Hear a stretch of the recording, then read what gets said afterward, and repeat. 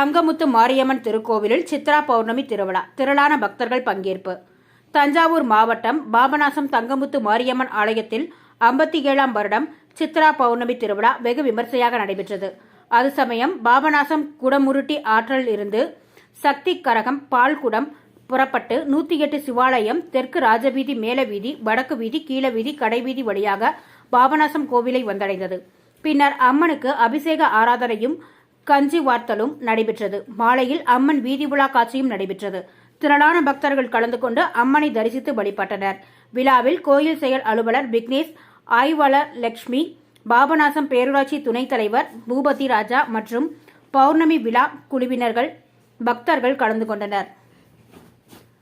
Tamil Nadu Pudugai star news செய்திகளுக்காக பாபநாசம் செய்தியாளர் G. Shivraj.